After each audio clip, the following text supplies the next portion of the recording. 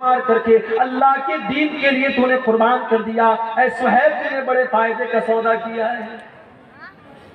آج تو کروڑوں کمانے والا، لاکھوں کمانے والا مسجد کے اندر جب چندہ دینے کی بات آتی ہے تو 5 کا سکہ تلاش کرتا ہے، 10 کی نوٹ تلاش کرتا ہے، بیوی کے لیے شاپنگ کرنے کے لیے 2000 کی نوٹ نکالتا ہے، بچوں کے شوق کے لیے 500 کی نوٹ نکالتا ہے، اور بیچاری مسجد اور مدرسہ ایک ایسی چیز ہے وہاں 10 کی نوٹ آپ کو زیادہ ملتی ہے۔ یہ ہمارے دل کا حال ہے میرے۔ لا تلہکم اموالکم ولا اولادکم عن ذکر اللہ، اے ایمان والو اپنے مال کے چکر میں تم اللہ کو بھول نہ جانا، اپنی اولاد کے چکر میں تم اللہ کو بھول نہ جانا۔ اگر ایسا کرو گے فاولئک ھم الخاسرون، تو تم سے زیادہ گھاٹے میں کوئی نہ ہوگا۔ ایک آیت کا مطلب میں نے سمجھا دیا، اب دوسری آیت کا مطلب سمجھ کر کے بات ختم کریں گے ہم۔ وَأَنفِقُوا مِمَّا رَزَقْنَاكُم مِّن قَبْلِ أَن يَأْتِيَ أَحَدَكُمُ الْمَوْتُ، اور اے ایمان والو جو روزی ہم نے تم کو دی ہے اس میں سے خرچ کرو، صدقہ کرو، زکوٰۃ دو، غریبوں کو دو، یتیموں کو دو، مدرسوں میں دو، مسجدوں میں دو، اللہ کی راہ میں خرچ کرو۔ کب خرچ کرو؟ کب خرچ کرو؟ باپ مر گیا، باپ کے مرنے کے بعد بیٹا مسجد میں چندہ دے رہا ہے، میں اس کو ناجائز نہیں کہتا میرے بھائی، جائز ہے، مگر بہتر یہ ہوتا کہ باپ اپنی زندگی میں خود صدقہ دے کر کے جائے۔ ماں کا انتقال ہو گیا، ماں زندہ تھی تو ماں کے اوپر آپ 10 روپیہ خرچ کرنے کے لیے تیار نہیں تھے، ماں کا انتقال ہو گیا، آپ اس کی طرف سے لاکھوں اللہ کے گھر میں دے رہے ہیں، یہ کوئی اچھی علامت نہیں ہے۔ بہتر یہ ہوتا کہ ماں کی زندگی میں آپ ماں کی قدر کرتے۔ وَأَنفِقُوا مِمَّا رَزَقْنَاكُمْ، اے ایمان والو جو روزی ہم نے تم کو دی ہے تم اس میں سے خرچ کرو، مِن قَبْلِ أَن يَأْتِيَ أَحَدَكُمُ الْمَوْتُ، موت کے آنے سے پہلے۔ اب یہ موت کب آئے گی کوئی نہیں جانتا، کوئی نہیں جانتا کہ موت کب آئے۔ میرے نوجوان ساتھیوں، آج آپ رات رات بھر موبائل کے اوپر گندے کام کر رہے ہیں، کیا سوچ کر کے کر رہے ہیں؟ ابھی تو جوانی کے دن ہے، ابھی تو جسم کے اندر طاقت ہے، جب بڑھاپا آئے گا تو ہم بھی نمازی بن جائیں گے، ہم بھی داڑھی رکھ لیں گے، ہمارے ماتھے پر بھی سجدے کا نشان آ جائے گا۔ میرے نوجوان ساتھیوں، کیا آپ اس بات کی گارنٹی دے سکتے ہیں کہ آپ بڑھاپے تک زندہ ہی رہیں گے؟ ارے بڑھاپا تو بہت دور کی بات ہے، بڑھاپا تو بہت دور کی بات ہے، آپ تو اس بات کی گارنٹی بھی نہیں دے سکتے کہ کل کی صبح کا سورج آپ دیکھیں گے۔ ہمارے بڑے اچھے دوست تھے، نوجوان عالم دین تھے، بہار اور جھارکھنڈ میں ہم لوگوں نے ساتھ میں پروگرام بھی کیا تھا۔ ہمارے اتر پردیش کے رہنے والے تھے مولانا عبد الرحمن ساجد سلفی، ہمارے بنارس سے جامعہ سلفیہ سے انہوں نے پڑھائی بھی کی تھی۔ ممبئی کے اندر کرلا میں ایک مسجد کے امام تھے، بہت اچھے مقرر تھے اور بہت اچھے انسان تھے، خوبصورت بھی تھے، خوبصورت بھی تھے۔ ابھی پچھلے ہفتے کی خبر ہے، مولانا عبد الرحمن صاحب ایک پروگرام میں پونا جاتے ہیں، وہاں پہ تقریر کرتے ہیں اللہ تعالیٰ کی توحید کے بارے میں، اس کے حقوق کے بارے میں۔ تقریر کرنے کے بعد رات ہی میں وہ ممبئی کے لیے چلنے لگتے ہیں، کیونکہ وہ ایک مسجد کے امام ہیں اور مسجد کی کمیٹی نے یہ کہہ کر کے رکھا ہے کہ آپ کو ہر حال میں فجر کی نماز میں رہنا ہے۔ وہ لوگوں، مولوی کوئی روبوٹ تو نہیں ہوتا، مولوی کوئی مشین تو نہیں ہوتا، اس کے پاس بھی تو ضرورتیں ہو سکتی ہیں، اس کے پاس بھی تو مجبوریاں ہو سکتی ہیں۔ تم نے مولویوں کو مشین سمجھنا کیوں شروع کر دیا ہے؟ بند کر دو مولویوں کو مشین سمجھنا۔ مدرسوں میں پڑھانے والے مولویوں کو آپ نے 5,000 روپے کی تنخواہ پر رکھا، ارے 5,000 کی تو لوگ چائے اور پان کھا جاتے ہیں، پی جاتے ہیں۔ 5,000 میں وہ مولوی کس طریقے سے اپنے بچوں کا پیٹ پالے گا؟ کبھی آپ نے سوچا؟ وہ بیچارہ 10 سال تک مدرسے کی پتلی دال پی کر کے اور بغیر چھلا ہوا آلو کھا کر کے اس نے مدرسے میں پڑھائی کی، لوگوں کے دروازوں پر بھکاری بن کر کے جاگیر کا کھانا اس نے کھایا، اور آج جب وہ عالم دین بن کر کے آیا آپ نے 5,000 میں اور 7,000 میں اس کو مسجد کا امام بنایا۔ شرم آنی چاہیے۔ مسجد کے امام سے زیادہ تو محلے میں جھاڑو لگانے والے کی اور صفائی کرنے والے کی تنخواہ ہے۔ شرم آنی چاہیے. اور اس کے بعد اتنی پابندی ہے کہ صاحب پورا محلہ مسجد میں نظر نہ آئے. اگر امام بیچارہ کسی دن فجر میں نہیں آیا، مولوی صاحب آپ فجر میں نظر نہیں آئے، پورا ایک ایک نمازی جب تک پوچھ نہ لے اور تحقیقات نہ کر لے تب تک مولوی کو نہیں چھوڑے. اس کے بعد بھی تو ضرورتیں ہو سکتی ہیں میرے بھائی. اور ایک بہت بڑا فتنہ یہ بھی ہے، آپ نے امام صاحب کے لیے کمرہ بنوایا، بڑا احسان کیا. بڑے احسان کے ساتھ لوگ کہتے ہیں ہمارے یہاں امام صاحب کے لیے کمرے کا بھی انتظام. کیسا کمرہ ہے؟ چھوٹی سی کوٹری ہے. بیچارہ امام سر ایک دیوار میں اس کا ٹکرا رہا ہے تو پیر دوسری دیوار میں ٹکرا رہا ہے. اتنا بڑا کمرہ ہوتا ہے امام صاحب کا کہ وہ مرغی کا دربہ بھی اس سے بڑا ہوتا ہے. وہ بیچارہ فیملی لے کے نہیں رہ سکتا.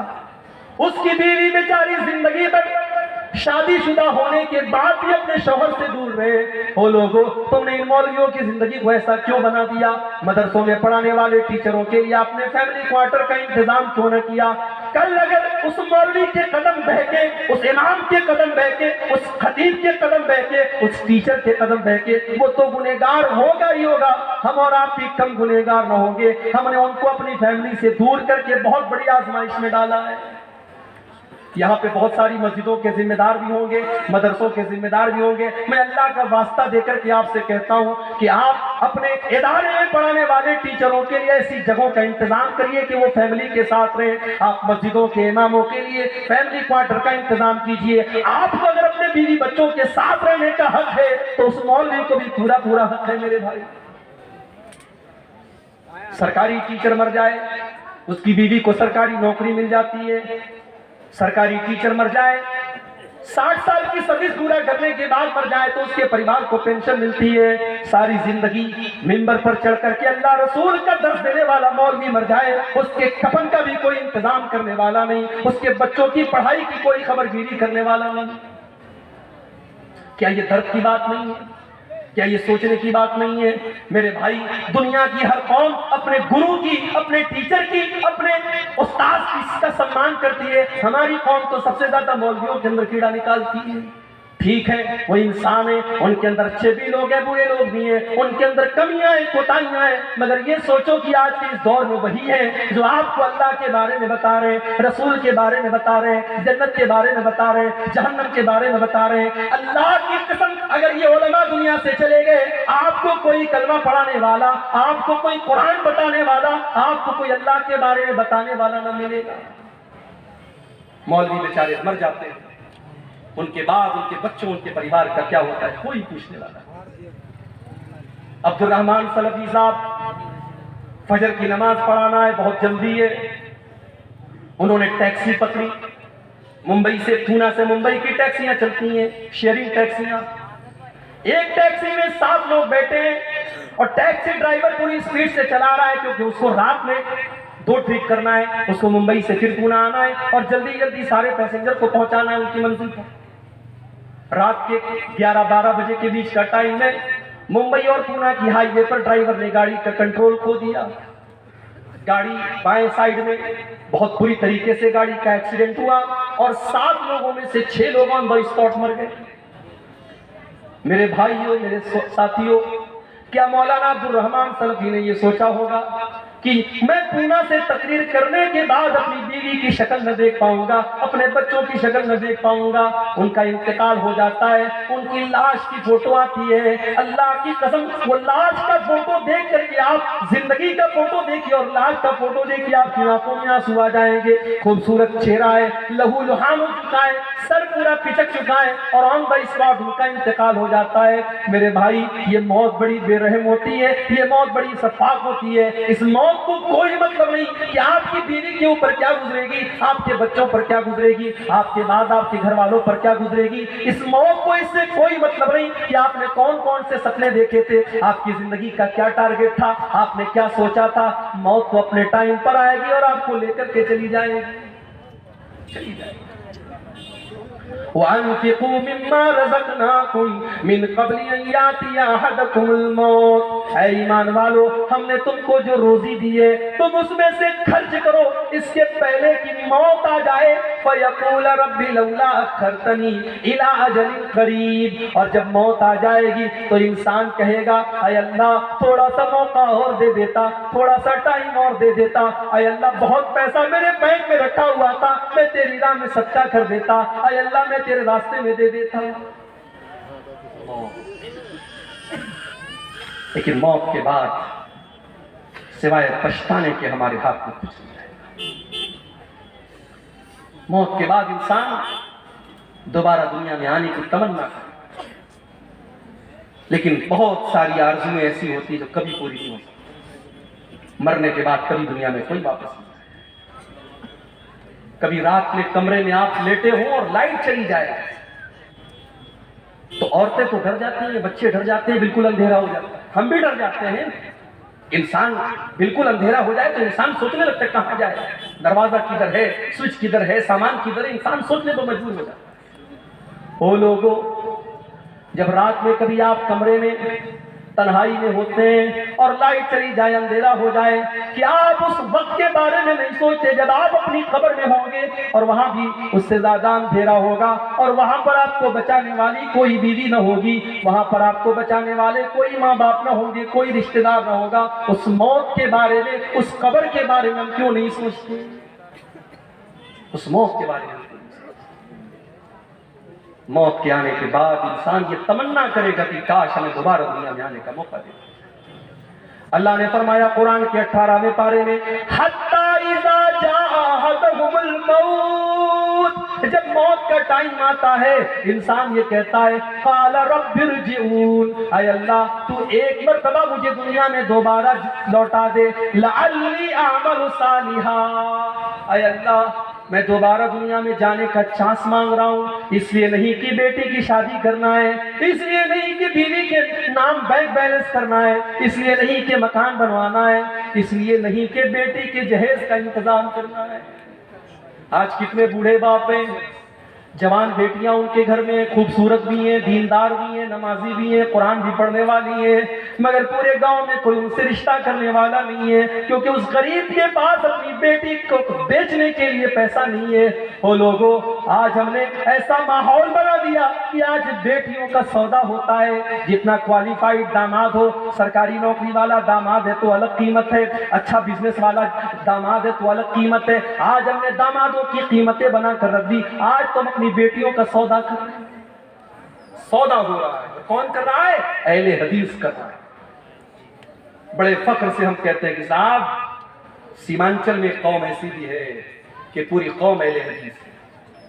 کبھی ہم کہتے ہیں دوسری جگہوں پر بات نکلتی ہے کہ کٹیہار سے لے کر کے کشن گنج تک چلے جاؤ، ارریہ سے فوربس گنج سے لے کر کے آپ پورنیہ کے تمام علاقوں کو دیکھو، بڑی تعداد میں ایک ایسی قوم رہتی ہے جو سب کی سب اہل حدیث ہے۔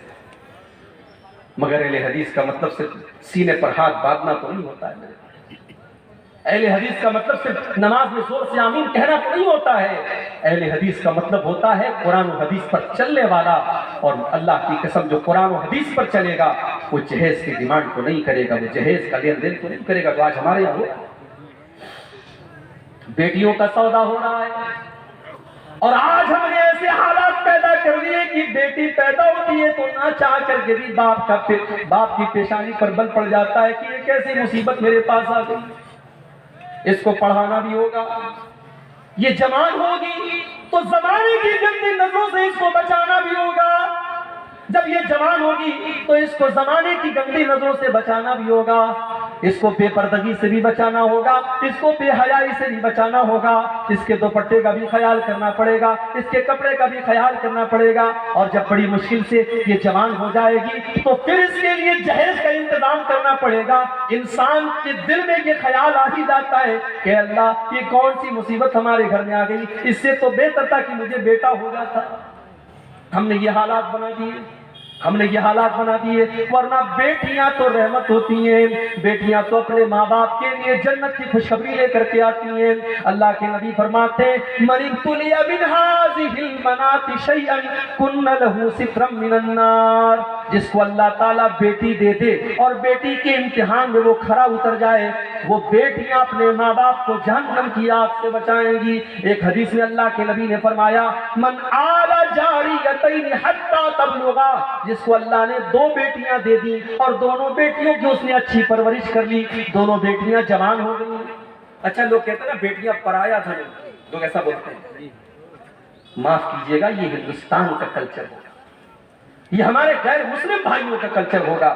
بیٹیاں پرایا دھن نہیں ہوتی, بیٹیاں اپنا دھن, بیٹیاں اپنا دھن ہوتی ہیں. اور ہم نے دیکھا ہے کہ ماں باپ آخری سانسیں لے رہے ہیں اور اسی گھر میں رہنے والا جوان بیٹا ایک بار پلٹ کر کے باپ کی اور ماں کی حال چال نہیں لیتا ہے, اور بیٹی بیچاری سسرال سے دوڑی دوڑی آتی ہے اور ماں کے بغل میں بیٹھ کر اور باپ کے بغل میں بیٹھ کر کی سیوا کرتی ہے.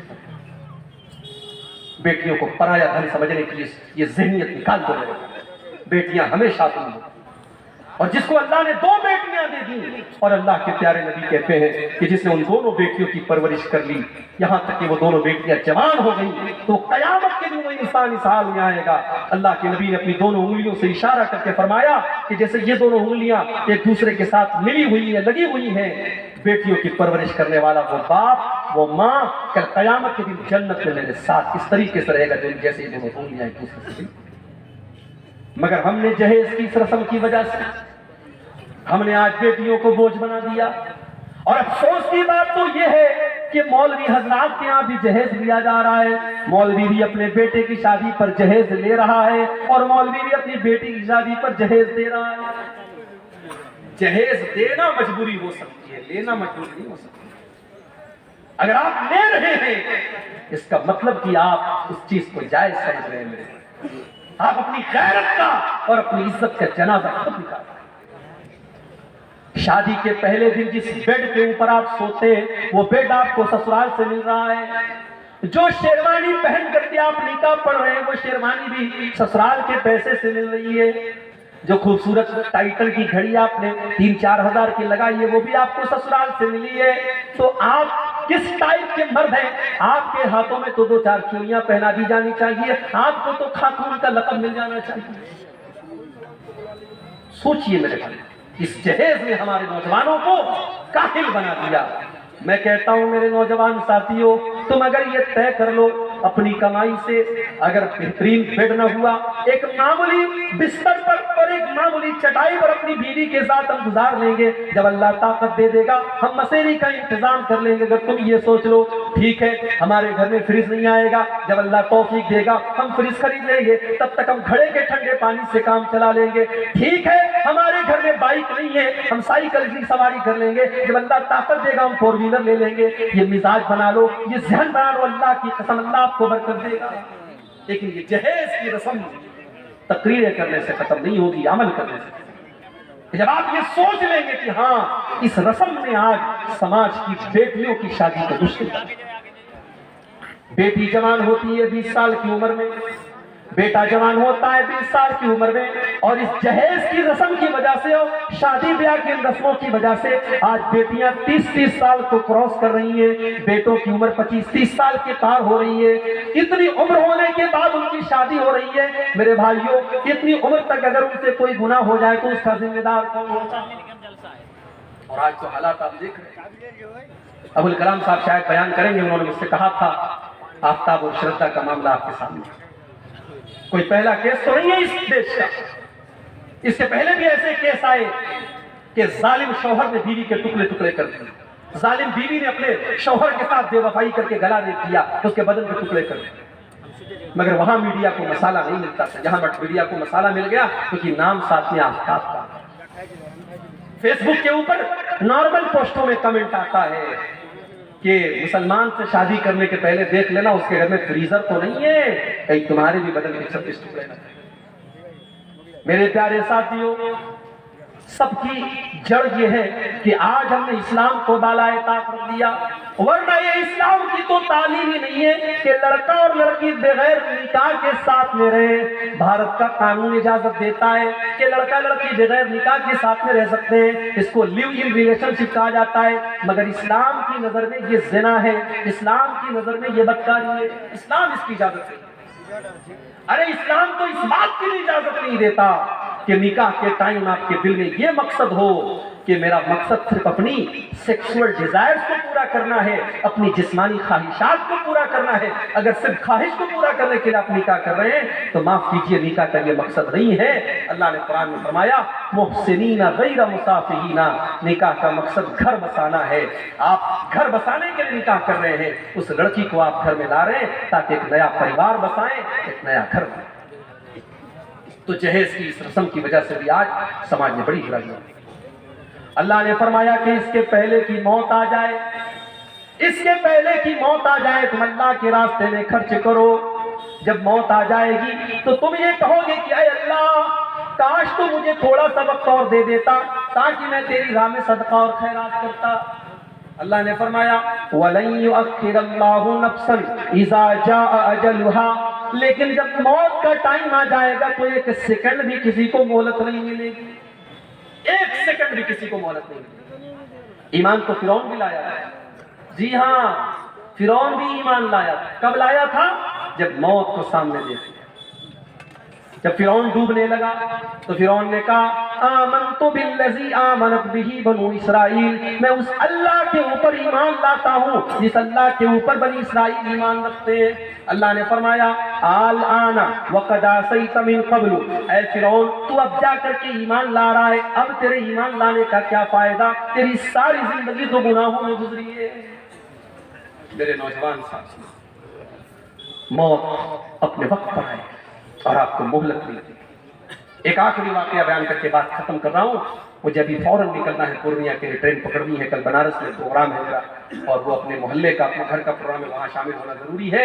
ایک آخری واقعہ سنا رہا ہوں، سعودی عرب کا سچا واقعہ، وہاں کے عالم دین نے لکھا۔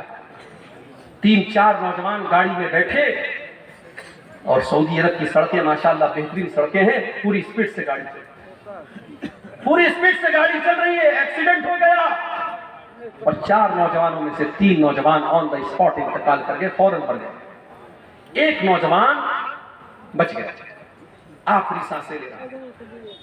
ٹریفک پولیس والے، شرطت المرور والے اس کے پاس پہنچے اور اس سے پوچھا کہ کیا حال ہے تمہارا، تم کہاں جا رہے تھے، کیا نام ہے تمہارا؟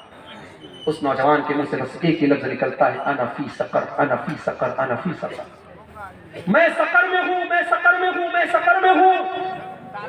ٹریفک پولیس والوں کو اس بات کا مطلب سمجھ میں نہیں آیا۔ ٹریفک پولیس والوں نے اس علاقے کے عالم دین سے کانٹیکٹ کیا کہ یہ نوجوان لڑکا آخری ٹائم میں انا فی سقر کہہ کر کے مر گیا، اس کا مطلب کیا ہے؟ عالم دین نے، مولوی صاحب نے کہا کہ اس کا مطلب تمہیں قرآن کے 29ویں پارے میں، قرآن کا 29واں پارہ اٹھاؤ، اللہ فرماتا ہے جب جنتی جنت میں جائیں گے، جب جہنمی جہنم میں جائیں گے تو جنتی جہنمیوں سے پوچھیں گے ما سلککم فی سقر، تم سقر کے اندر کیسے چلے گئے؟ سقر مطلب بہت خطرناک گڈھا، جہنم کا ایک نام سقر بھی ہے کیونکہ جہنم گڈھے کی طرح ہے، انسان اس کے اندر گرے گا، اس لیے جہنم کا ایک نام سقر بھی ہے۔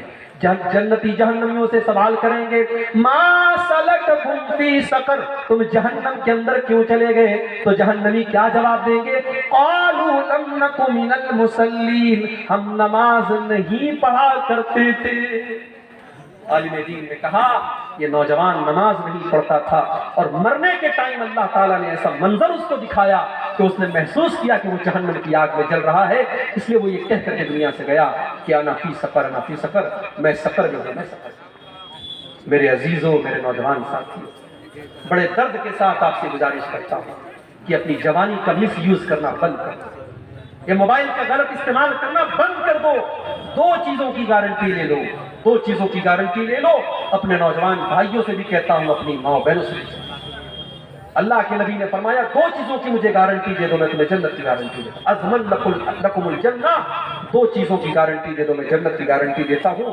ایک زبان کی گارنٹی دے دو، زبان کی گارنٹی دے دو کہ زبان کا غلط استعمال نہیں کریں گے، جھوٹ نہیں بولیں گے، غیبت نہیں کریں گے، چغلی نہیں کریں گے، گندی باتیں منہ سے نہیں نکالیں گے۔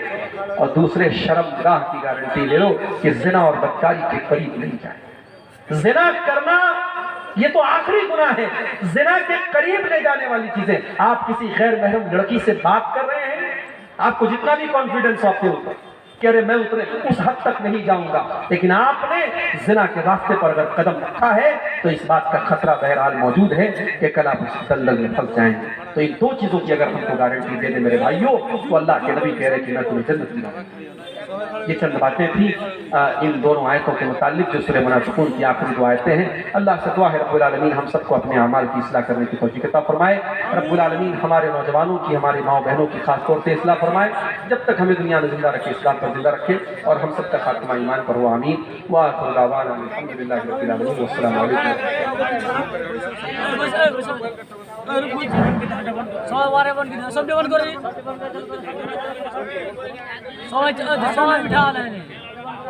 آپ لوگ جس طریقے سے اطمینان کے ساتھ بیٹھے ہوئے تھے اسی اطمینان و سکون کا مظاہرہ کریں. آپ